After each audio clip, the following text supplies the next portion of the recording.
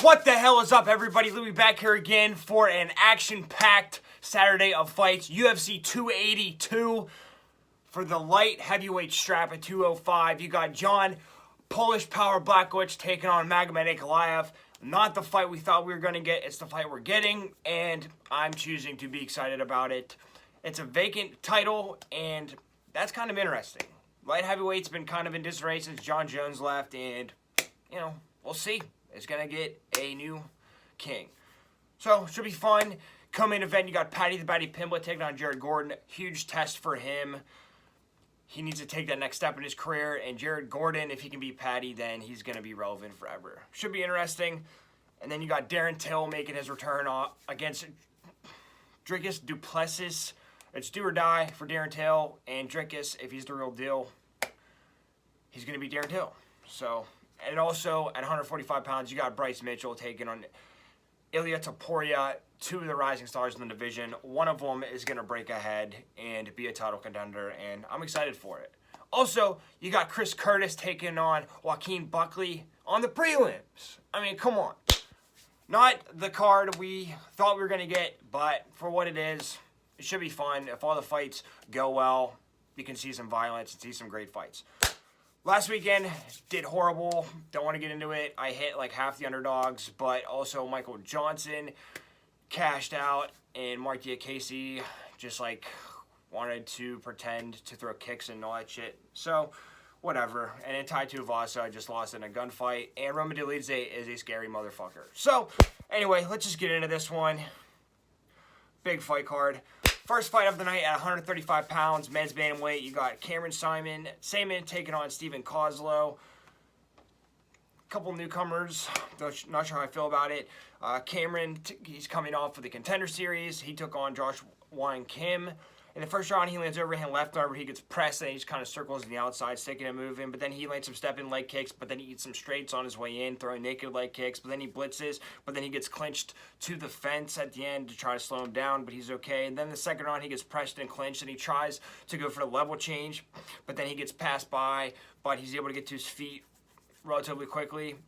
He uses the standing guillotine to reverse the position and then get back to his feet, get out of harm's way, but then he eats some body and leg kicks at range, kind of staying there, but then he crowds him toward the cage, and then he wins some left crosses, and then level changes, and then he's able to complete the high crotch right at the end of the round, scoring points. Then in the third round, he pressures with some leg kicks at range, but then he pressures to the cage, lands an overhand right, and then he throws a left, throws a right, and then he lands a left hook and gets a knockout. So just kind of picking his shots and knowing when to explode, and it worked out for him.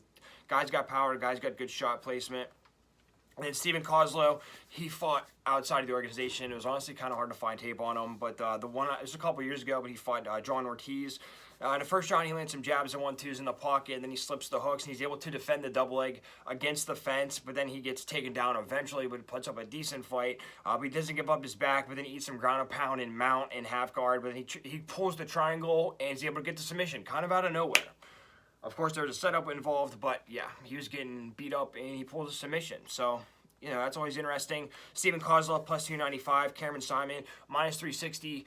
I don't know. I'm going to go with Cameron Simon. I know the line's absolutely ridiculous, and the Contender Series fade and all that, but Stephen Kozlow, all he has is a triangle. If Cameron Simon can avoid getting caught in a triangle, I think he's going to be okay. The dude's got power. The dude's got 3-round cardio. I'm going to go with him, and if I'm wrong, it's going to be a bad night for all of us. I'm going to go with Cameron Simon.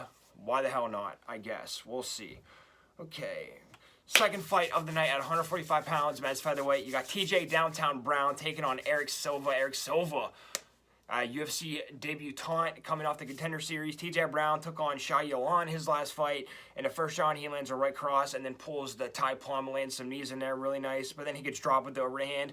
But then he shoots, but he gets reversed off of the fence, and he into full guard, and then he goes for the leg lock, and they're in a stalemate, but then he's able to get back to his feet using that, so nice scramble ability from him. But then he's able to land a head kick, but then he gets taken out with a double after that. And then in the second round, he lands some jabs at a 1-2 at range, and he's able to land another overhand, but then he lands a step-in jab, and then he gets shot on with a single, gets put in the clinch, and then he gets tripped, and he gives up his back, but he's able to get out, and then he shoots a double off of his knees, and then he's able to get to his back, but then he gets reversed. And he tries to go for the Kimura triangle, but it's kind of a Hail Mary at that point. And then in the third round, he eats a 1-2 at range, and he's looking, trying to find his way in, trying to find some jabs, but then he gets doubled off of a step-in jab, overstepping his bounds. But then he switches his hips, and he's able to push him off, and he's able to reverse the position, kind of like an elevator sort of situation. But he takes his back, and then he's in full guard, lands some ground and pound, and then he tries for the arm bar, and he gets reversed. And in this instance, his coach was begging him to let him up because he needed a knockout, and he didn't. So bad ring IQ in my opinion. And then Eric Silva, not much to go off of, but his Contender Series fight, and he took on Anvar Boynazarov. In the first round, he lands some front kicks and then across to the double leg off of the fence, and then he just lands some nasty elbows at half guard, and he just gets a TKO. And a lot of his fights are like first round finish. They go similarly, able to get the guy down, and his ground and pound is next level otherworldly. So that should be interesting. Eric Silva -110, TJ Brown -110. Coin flip here. You know what? I'm going to go with Eric Silva. The Contender Series fade, I know. But I just really think Eric Silva's going to get done. I mean, TJ Brown's been around a long time. He has bad ring IQ, no offense. And he's taking some damage. Eric Silva is the new guy in the block. He's not young. He's like 35, I think. But he doesn't have as many miles on him as TJ Brown does. Hasn't necessarily been in as many wars. And, you know, TJ Brown kind of gets sloppy as the fight goes on. Eric Silva, how is his cardio in the third round? We don't know. But this is even price. This is even lines. I'm going to go with a new guy. I'm going to, you know, why not? We'll see what he can do. And, you know, he might be able to take TJ Brown and get him out of there early. But we don't know, so I'm just going to stick with the money line. I'm going to go with Eric Silva here. We'll see what happens. You know, why the hell not? Third fight of the night at 145 pounds. Men's featherweight, you got Billy Quarantillo taking on Alex the Great Hernandez.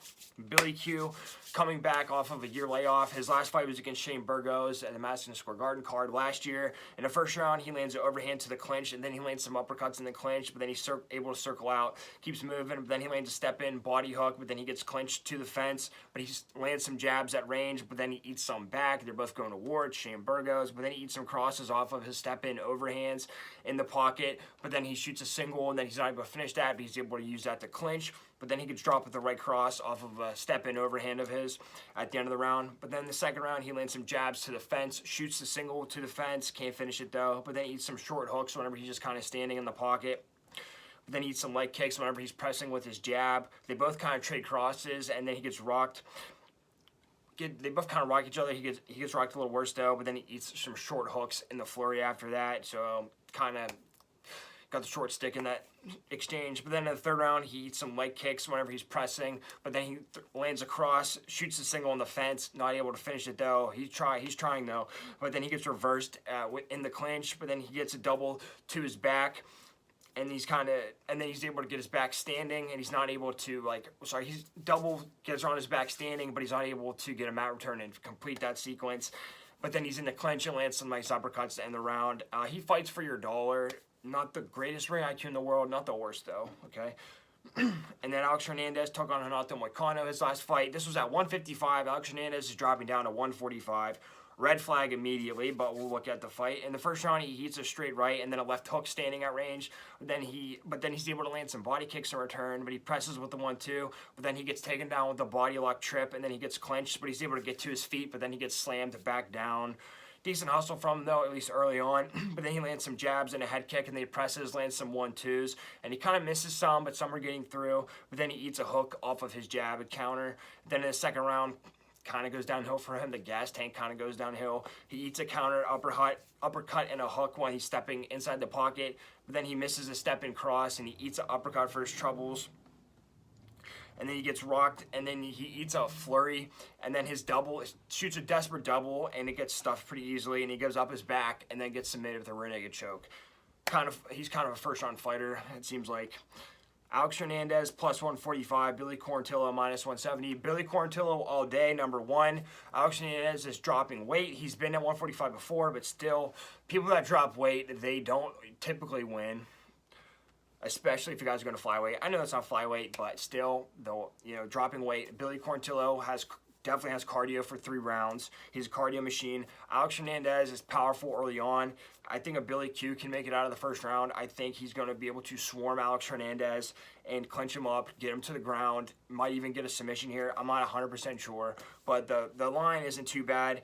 I think Billy Q by decision might be a safe play, but Alex Hernandez is getting finished, so I'm just going to stick with minus 170, not too bad. I think it's a sure thing. Billy Q, baby. The first fight on the regular prelims, which still baffles me, at 185 pounds, men's middleweight, you got Chris the Action Man Curtis taking on Joaquin Buckley. Early on in the card, man. This should be on the main card, but it is what it is. We get a special treat for free on ESPN+. Chris Curtis took on Jack Hermanson his last fight. Short notice. Tough one for him, but in the first round he pressures from range, but he gets pushed back with some front kicks, can't really get inside, but then he eats some leg kicks and jabs, but then he lands a hook to the body, but then he eats a jab off of his press overhand, and then he's able to defend a single leg, but it's really a half shot. But then in the second round, he eats a head kick at range, and he can't land his step-in hooks like he wants to. They're just a little too short. Jack's able to circle out. But then he gets rocked with a head kick and pressed back, and then eats a flurry and some elbows. But he just kind of covers up, shows up, and takes them.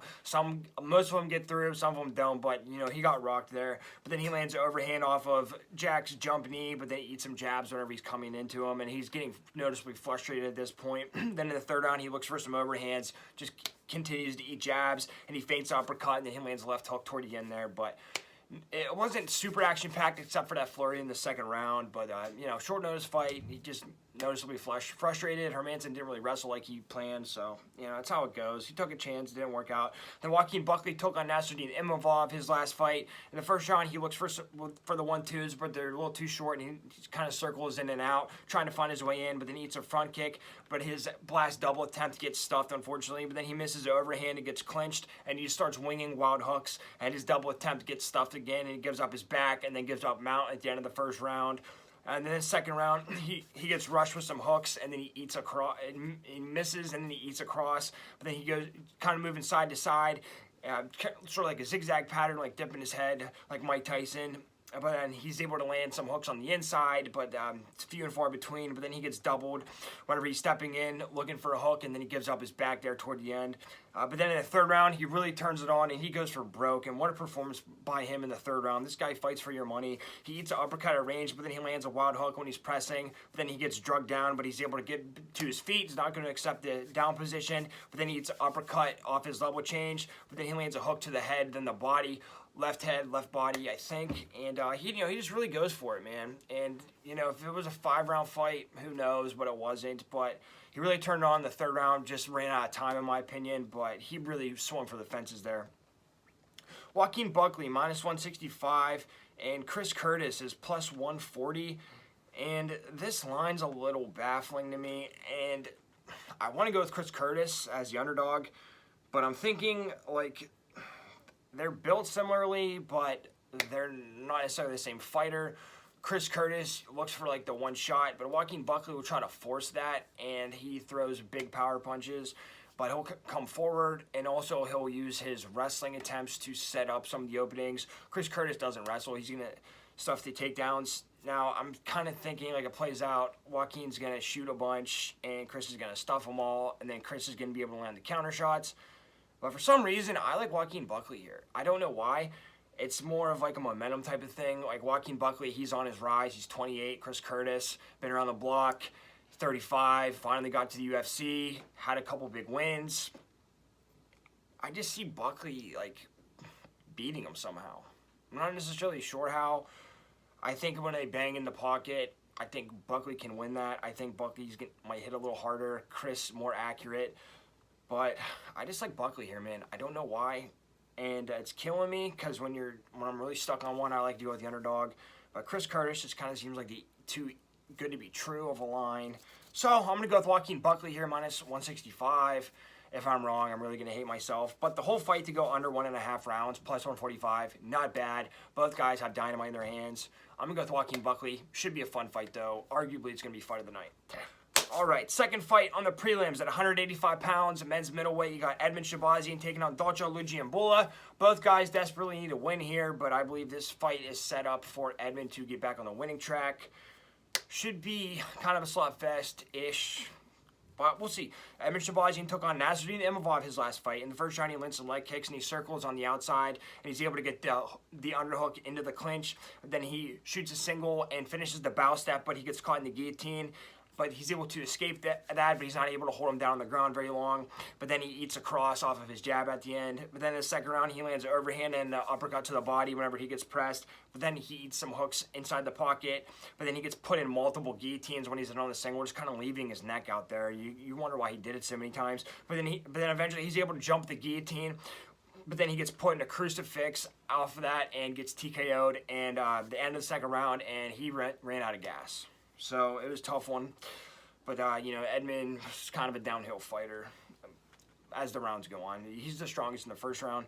Dolce Lugiambola took on Punahele Soriano his last fight. In the first round, he stays on the outside, lands a straight right whenever he gets pressed, but then he drops him with the leg kick. Jumps the front headlock, can't really get much going there though. Back on the feet, he pumps some leg kicks, and he skirts the fence, but then he eats a cross. But then he's able to get the double leg off of his overhands, and then he's able to get a nice mat return there. And then in the second round, his kick gets blocked, but then he gets dropped with the left hook, and then just kind of gets TKO'd, man.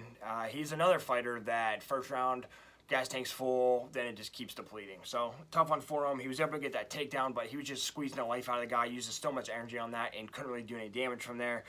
Dolce Lungiambola plus 245, Edmen Shahbazyan minus 295.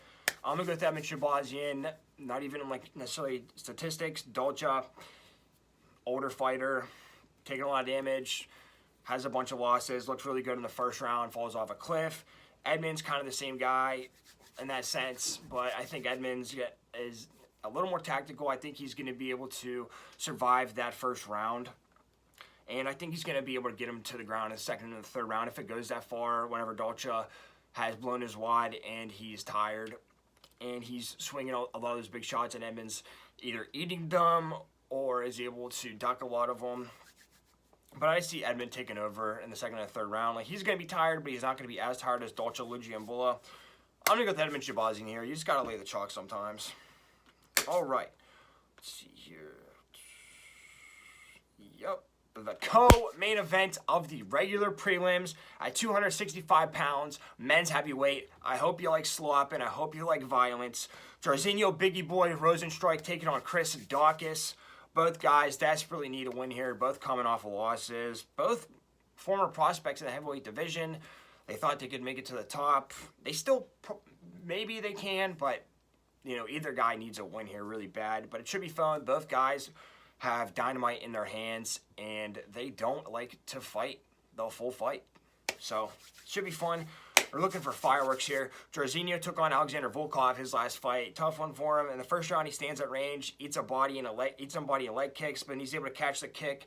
He lands a left hook and then a flurry, but then he gets pressured back, and he gets rocked with the right cross, and then he just gets TKO'd with a flurry, and it's like Volkov hit him like one time basically, and that just kind of stunned him, which you don't really see typically out of Volkov. So I would say Volkov probably got better, but also did Jairzinho fall off a cliff as well?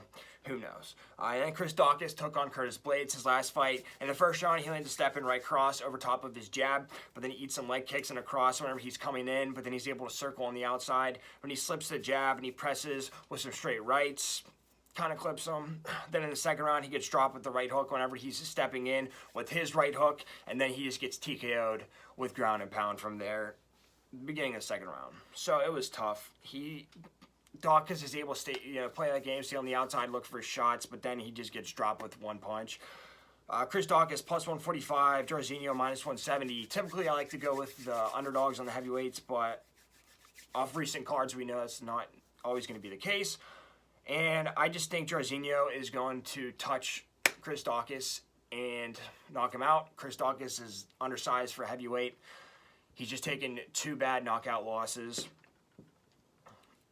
And whenever he comes forward, you saw it in the Curtis Blades fight, he leaves himself wide open and exposed. I think Jairzinho is going to be able to touch him one time and knock him out. Jairzinho, minus 170 straight up, but the whole fight to go over 1.5, plus 135. Both guys with big power. Sometimes it goes that way, sometimes it doesn't, but the over is plus money. Maybe it'll go that way where it's a little bit boring. but I'm going to go with Jairzinho. The main event of the prelims at 135 pounds men's bantamweight. You got Raul Rosas Jr., the 18-year-old, taking on Jay Perrin. Big spot for Raul, big spot for Jay. Jay's on a couple fight losing streak. Could spoil this 18-year-old's party and make a name for himself. And Raul, just trying to prove himself, prove that he belongs, prove that he's not too young to be in the UFC. I'm excited, man. Raul coming off the Contender Series. Great performance on there. In the first round, he took on Mando Gutierrez. In the first round, his spin kick is caught, but then he's able to get the single off of there. He's able to escape the guillotine attempt, and he maintains with the body lock trip. And he transitions to mount, and then he goes to the backpack, tries a Sulayev stretch, doesn't get it though, that's okay. But then he tries for the figure four, but then he gets reversed and put in a guillotine, but it's short time, so not too big of a risk. Then in the second round, he takes a knee to a double off of the fence, and he's able to pass into full mount. And then he's able to get to the back, but then he slides off when he's looking for the Sulayev stretch again. Don't know if that was the best move. But then he's able to get the crackdown and get on top. But then he gets his back taken, but then he's able to shuck him off and then ends the round on top. And then in the third round, he lands some crosses, but he gets pushed back and he gets taken down with a single, but then he's able to roll through on the back take attempt from Mando. And then he's able to get top, land some nice ground and pound, and then he takes his back with the figure four, locks it up, nobody's going anywhere. Great control from the kid, man. Looked really good. And striking's not there, but his grappling is. And he knows that's what his game is, and he's going to go to it. And then Jay Perrin took on Arichi Lang his last fight. In the first round, he jabs his way on the inside, but then he misses with the uppercut, and then he gets rocked with the left hook off of his dip-in overhand. Then he's able to cut off the cage, but then eats a 1-2, and then he gets clinched off of there. But he misses the jump knee and eats a hook. And then he's able to feint the jab and get the double leg off the fence, but it's a little too late at that point. Doesn't do any damage. Then in the second round, he catches the kick into half guard, but doesn't land any ground and pound, just keeps position. But then back on the feet, he gets rocked with the right over top of his jab whenever he's coming forward. Then he eats a cross, but he's able to shoot the double to the fence again. And then in the third round, he eats a cross whenever he's pressing forward, but then he's able to stuff the double leg, goes into the clinch, but then he gets a double from the pocket, but he's not able to hold him down very long at all. But then he's able to keep the clinch, and he lands some elbows in there, but then he eats a overhand over top of his jab again, but then he lands a teep kick and then shoots a double to the fence. But then at the end, he's able to rock him with a 1-2, and then a flurry at the very end. Tries to put a stamp on it, just kind of ran out of time like Joaquin Buckley did. But, he's slow starter, but it came live in the third round. Jay Perrin, plus 195. Raul Rosas Jr., minus 230. Very tough one. Call me crazy and bet on an 18-year-old. I know how that sounds. But Jay Perrin, he's the type of guy that Raul's going to have to beat if he wants to be in the UFC.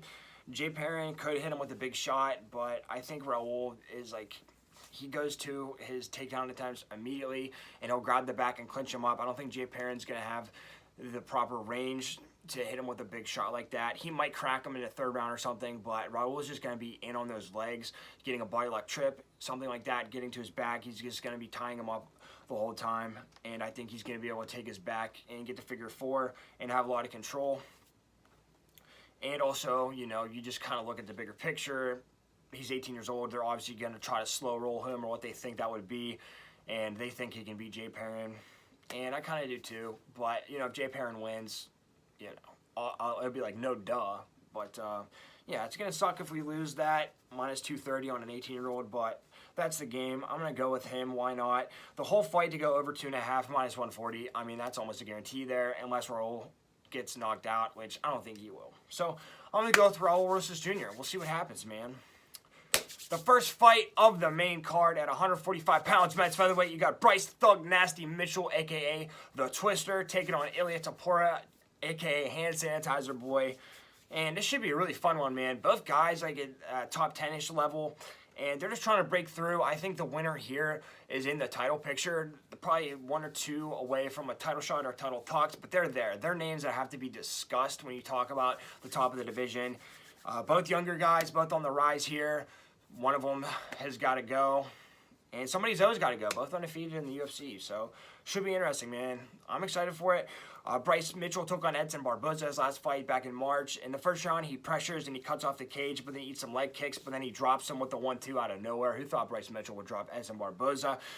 But then he goes toward the fence with the single. gets a single off the fence into full guard, lands some ground and pound. But then at the end, he walks into a right cross, but it's okay. Had a lot of dominance. Second round, he catches leg kick to the double. Doesn't do much with the control. You know the story. Then in the third round, he ducks the cross, hits a blast double, and then he's in the half mount, and then he gets around, like he goes between like back mount and half mount, and just lands some nice ground and pound. It doesn't let him go anywhere, and he ties up his legs with his legs. That's his signature, and looked really good, man. Edson Barboza, you know, aging a little bit, but Doug Nasty was able to like rock him, which is crazy to think about, and he did what he was supposed to do, just completely dominated him. So, Ilia Topuria took on Jai Herbert in his last fight. This one was interesting. In the first round, he eats a 1-2 when he's coming in. He lands a jab, but then he gets dropped with a head kick off of his overhand right, and this was nasty, dude. He got dropped hard. But then he shoots a desperate single to the body lock clinch, and then he's able to finish the double, so he's able to recover very easily. And then he tries to go for the crucifix, but then he's in full guard, and then he lands some nice ground and pound.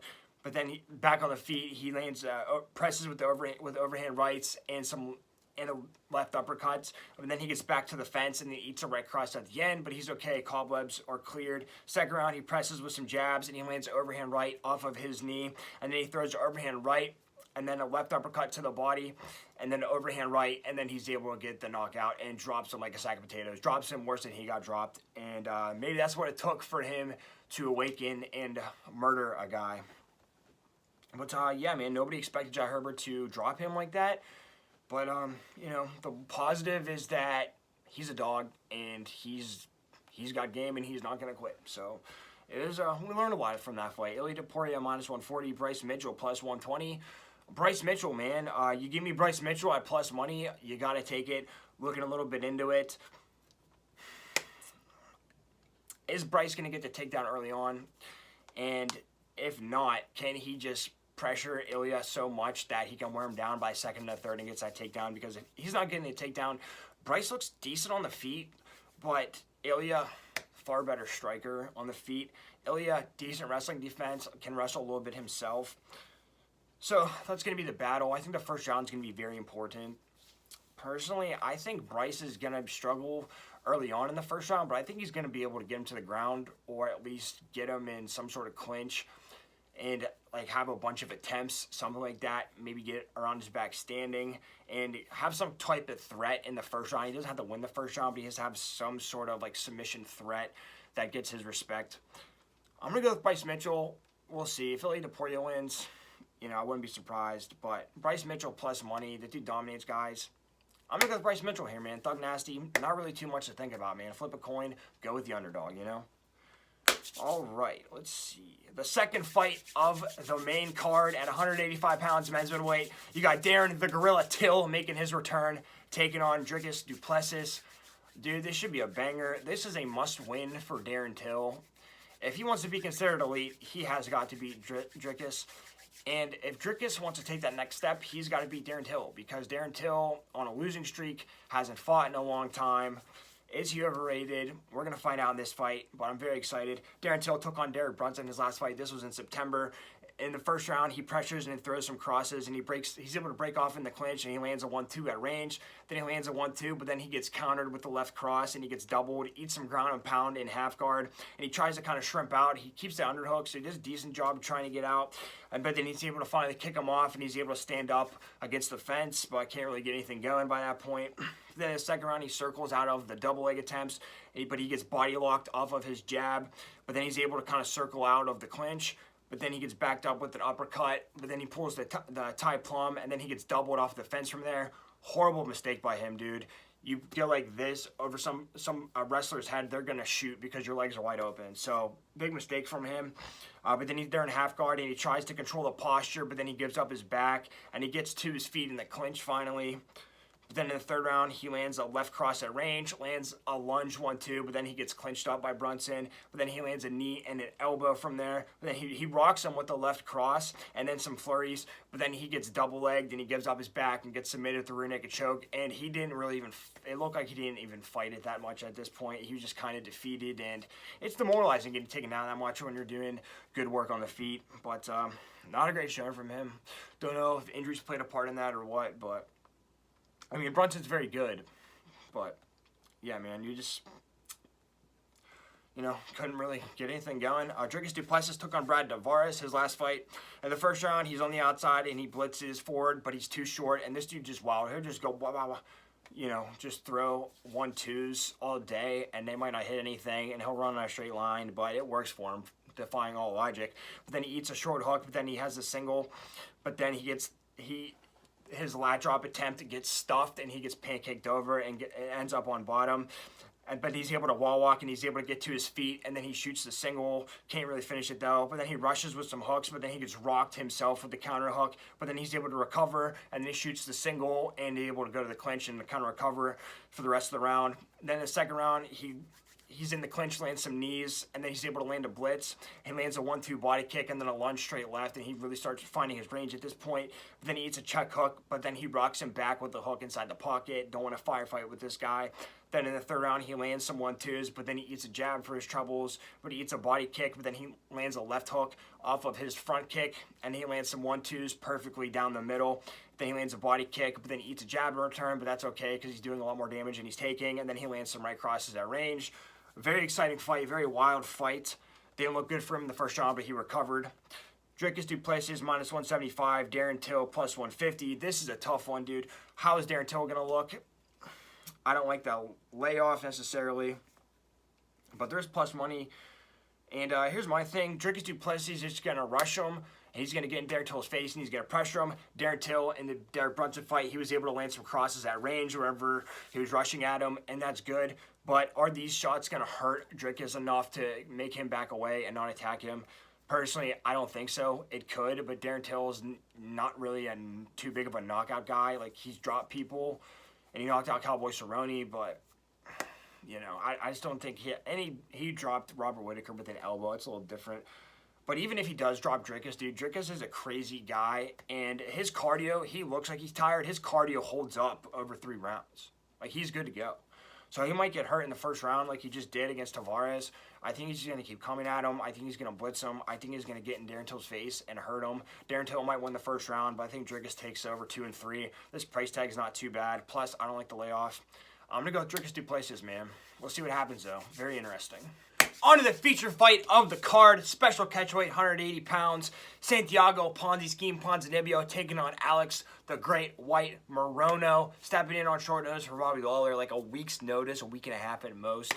Should be interesting, man. I'm actually kind of more intrigued now that it's Morono, because Morono's on a 3-fight win streak, and this would be a big win for him. And Ponzinibbio, he's just looking to kind of stay relevant, have fun fights. But, you know, this could be a low-key banger here. Ponzinibbio took on Michel Pierre. His last fight, wild one. In the first round, he pressures toward the cage, but then he walks into an overhand. But then he gets rocked with the right cross when he just kind of has his hands down. But then he lands some leg kicks on the fence. But his hook gets ducked, and then he eats a jab to the body for his trouble. But then in the second round, he gets cut off and he eats a cross and a body kick, but then he kind of circles away, but then he backs up and he looks for the right cross whenever he gets pressed. But then he lands a right cross and a left hook on the fence whenever he's chasing Piera. And then he lands some jabs at range, and then he's able to get the blast double at the end of the round. Then in the third round, he eats a head kick when he's just kind of standing at range again, but then a right cross. But then he lands a right cross whenever he gets pressured back, and Pierre's in his face. But then he lands some jabs at range, but then he backs up and jabs, and he lands a left hook, and then a straight right at the end there. Kind of competitive, but Pierre just kind of outworked him, basically. And Alex Morono took on Matt Summelsberger's last fight. Really good fight, really good show of heart from Morono. In the first round, he eats a left hook off of his overhand, but then he circles on the outside. He lands a step in 1-2. Then he starts pressing with some jabs, and he lands a short left hook. In the second round, he lands overhand right, but then he eats a jab whenever he's circling. But he lands a jab and then a left hook, and then he's able to back out. He just kind of keeps sticking and moving there. Then he lands a jab into overhand, and he ducks Summelsberger's jabs, gets to the clinch, and he tries to get the trip, but then he gets thrown over, and he kind of gets hipped over. Then in the third round, he gets dropped with a jump knee, but he has a deep half, but then he gets mat return, and he tries to go for the omoplata. Can't really get it. Decent attempt, though. But then he's able to get back to his feet with it, and he circles and pumps some jabs, and then he eats a straight left, and then he slips a jab, and then he lands a nice right cross. So, you know, he was almost out there, but heart of a lion, scrambled, quick thinking, and he's able to get to his feet and, you know, lost the third round, but good performance in the first two, got the job done. Alex Moreno, plus 155. Santiago Ponzinibbio, minus 180. I've been going back and forth. This probably isn't a smart bet, but there's just something about Alex Moreno, man. I bet against him last time. I saw he has the heart of a lion, and he's got some momentum here. Ponzinibbio, kind of at the end of his road here. And I think Ponzinibbio is going to throw a lot of, not necessarily crazy stuff, but a lot of power stuff at him. Moreno is just very disciplined. He'll throw straight shots. He'll just kind of, I think we'll just kind of pick him apart as the fight goes on. Ponzinibbio might hit him with something big here or there, but he's okay. Moreno, decent enough grappling to get a clinch if he needs, he needs it to save him. And I don't really think Ponzinibbio shoot a blast double or two. I think Moreno's going to be wise to it. I just like Moreno, man, and he's kind of against all odds here with the short notice, but I think he can get it done, man. He conserves his energy well, and I think he's going to put a good game plan together, and even though it's short notice, I think he's probably training or had an idea he could have got this matchup. But the fight's good at a decision, plus 300. Yeah, it's short notice. Maybe Moreno empties it all out, and it goes bang or bust, but, you know, both guys go to decision a lot. Plus 300, good price tag. I like that, but I'm going to go with Alex Moreno here. We'll see what happens. Have some fun, you know? The co-main event of the evening, 155 pounds, men's lightweight. Paddy, the Batty Pimblett, taking on Jared Flash Gordon. Huge matchup.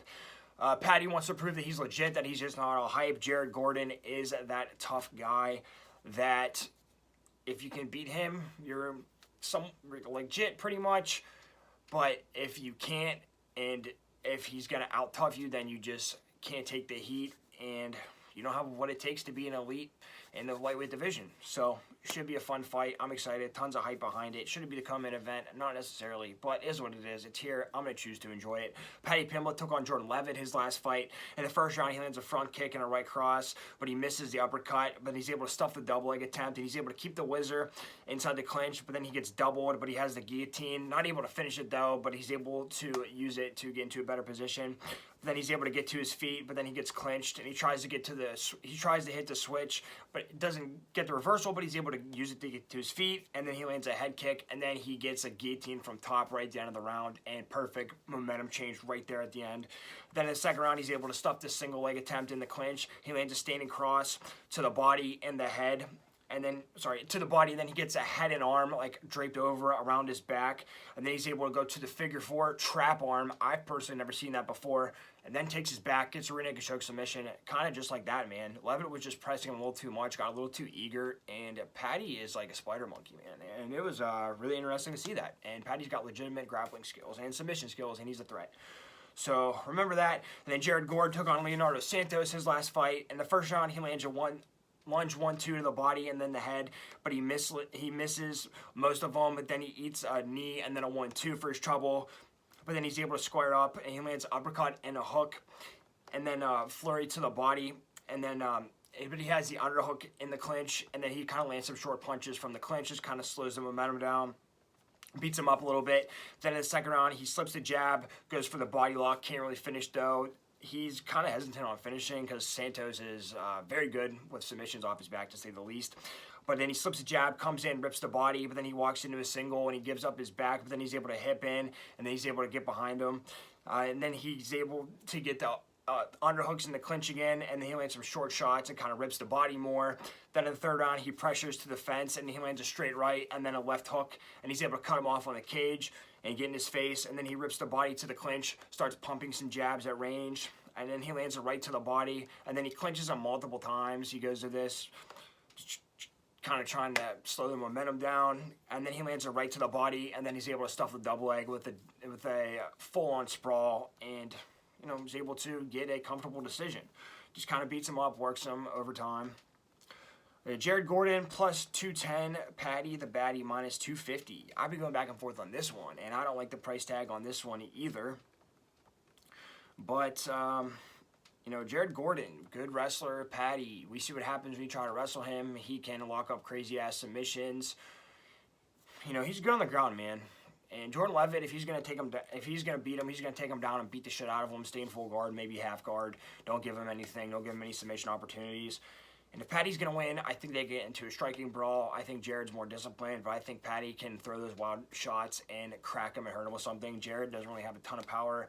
Not really a big striker, but, you know, disciplined, jabs, 1-2s, conventional stuff.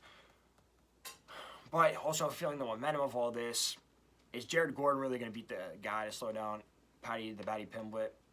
Maybe. I just feel like it's bigger than that. I feel like Paddy is going to win here. It might be a tough fight for him, but we've already seen him have tough fights. We know he's a dog. So I just don't see why Jared would win. He definitely can. I just don't see it happening. I'm going to go with Paddy the Baddy here. But if I'm wrong, you know, I'm going to feel dumb because of the big price tag. But Paddy by sub, plus 200. Jared Gordon got subbed in the third round by Grant Dawson. Grant Dawson is a goddamn beast, don't get me wrong. But still, maybe he gets morally defeated a little bit, leaves his neck out there. Maybe Paddy locks up a guillotine or something, or rear naked choke, something crazy. Who knows? But I'm going to go with Paddy the Baddy. We'll see what happens. The main event of the evening at 205 pounds, men's light heavyweight, for the vacant title because of very weird circumstances, but we're not going to get into all that. You got Magomed Ankalaev taking on Jan Polish Power Blachowicz. They were both already scheduled to fight each other, but it's for 3 rounds. Now it's for 5 rounds. But now it's for the title. So it's good for both of these guys. I'm excited for it, man. Magomed's been the boogeyman for a while. And Jan, you just feel so bad for him with that Glover loss because everybody counted him out against Israel Adesanya, and he beat him fair and square. And everybody counted him out against Dominic Reyes. Beat him fair and square. Demolished him. So, I'm excited for this, man. Should be fun. Not necessarily like the main event of pay-per-view worthy. I'm not like excited in that sense about it. But it's here. It is what it is. It should be a fun fight. Both guys are high level. Both guys can finish. Both guys, you know, very skilled. Good ground games. Decent anyway. You know, both guys have a different game plan they want to implement, and I'm excited to see that. Magomed Ankalaev took on Anthony Smith his last fight. In the first round, he pumps some jabs on the outside, but then he backs out of the straight rights of Anthony, and then he pumps some leg kicks whenever he comes in. They both throw 1-2s, but then he's able to land a head kick off that combo. But then he eats overhand off of his jab. Then he's able to duck the hook, and then Smith just kind of falls down. I think this is when he hurts his ankle, unfortunately. But then the second round, he's able to duck the hook, and he eats a jab, and then a cross, but then he lands kick to the body, perfectly timed, just kind of waits for it. But then he lands and just starts landing some more body kicks, and then he's able to stop the single leg attempt on the fence, and then he hips into him, and then he's able to stop the butterfly attempt from Anthony Smith. Now his ankle was hurt this time, but still you see the skill on display here. And then he's able to posture up, rain down with some ground and pound, and then he's able to get around his back and just unleashes and gets a TKO from there. And Anthony Smith is a tough guy, doesn't matter what you say, because in Jan's last fight, that guy fucked up his leg. So it just happens, it is what it is, but, you know, he saw the opportunity for the kill, he got in there and took it, and didn't make very many mistakes. Jan took on Alexander Rakic his last fight. In the first round, he backs out of the 1-2 range. He lands a left to the body and then an uppercut and then an overhand right, and then he starts pumping some leg kicks. That's his move. Bam, bam. That's his thing. And then he lands the left-right combination again, left uppercut to the body, overhand right to the head. But then he eats a step-in cross when he gets countered, but then he throws a combo, and then he rocks him with the left cross. Very nice. But then he shoots, and he lands a left hook in the exchange. So just kind of trying to set up those strikes with the takedown attempt. Then the second round, he rushes with the combo, but then he gets taken down with the single. He tries to go for the triangle. Not very tight, not really a solid attempt. But then he eats some ground and pound from full guard. And then he's able to scoot to the fence, get his back to the fence, but he can't get up. But at least he's able to get himself to a better position. But then in the third round, he lands a 1-2-1, and then a kick to the body, and then he presses with some jabs, and he backs out of the uppercut range, and then he lands a lunge left hook to the body, very nice. And then he lands some leg kicks, and then a hook to the body, and then Rakic falls over with a TKO. Because his leg gave out, I guess. And it wasn't the leg Jan was kicking, but Jan was fucking up his legs with those leg kicks. So, you know.